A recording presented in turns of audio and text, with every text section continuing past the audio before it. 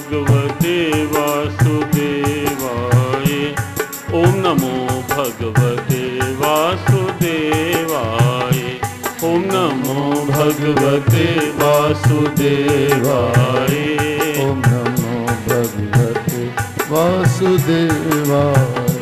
ओम नमो भगवते वासुदेवाय। ओम नमो भगवते वासुदेवाय। ओम नमो भगवते वासुदेवाय। ओम नमो भगवते वासुदेवाय। मामनुस्मर युद्धे। श्रीमद् भगवद गीता की इस प्रेरणा पर चर्चा चल रही थी। हे पार्थ, तू मेरा स्मरण कर और युद्ध भी कर, संसार का व्यवहार भी करता रहे, लेकिन मेरा स्मरण करते हुए मुझे भूल कर नहीं, मुझे याद रख करके।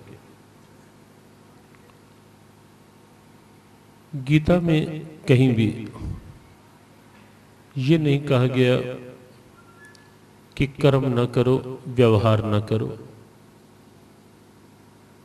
गीता में कहीं भी ये नहीं कहा गया कि अपने दायित्वों का निर्वाह न करो। संपूर्ण गीता में एक बार भी कहीं ऐसा संकेत नहीं है कि कर्म से पलायन कर जाओ, या नहीं मन कर रहा काम करने का तो सोए रहो, छोड़ दो काम। ऐसा कहीं भी नहीं है। प्रमाद, आलस्य गीता को बिल्कुल भी स्वीकार नहीं है।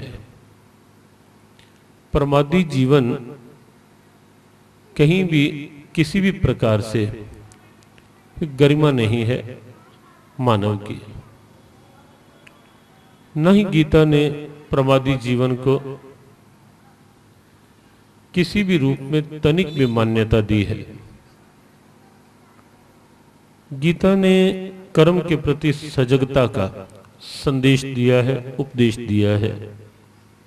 यहाँ तक कि स्वयं श्री भगवान कहते हैं, यदि मैं सजगता पूर्वक कर्मों में न बरतूं तो सारी प्रजा का क्रम परंपरा बिगड़ जाएगी।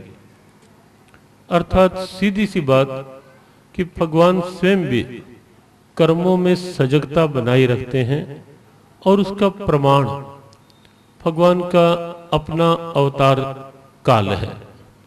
जितना समय श्री भगवान अवतार लेकर धरा पर रहे, उनका समूचा जीवन देखें, कर्म के प्रति, कर्तव्य के प्रति पूरी जागरूकता, पूरी सजगता, और यही संदेश उन्होंने जनमानस के लिए भी दिया है।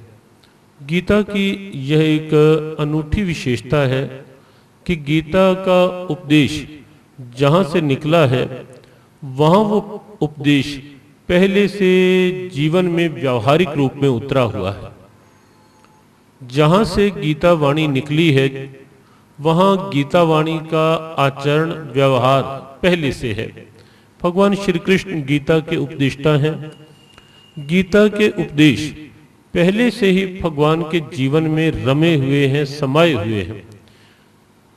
सीधी सी बात ये कि गीता का उपदेश केवल कोरा उपदेश नहीं है, व्यवहारिक संदेश है, व्यवहार की प्रेरणा है, और प्रेरणा भी ऐसी जिसे उपदेश करने वाले ने पहले स्वयं जीवन में उतार रखा है।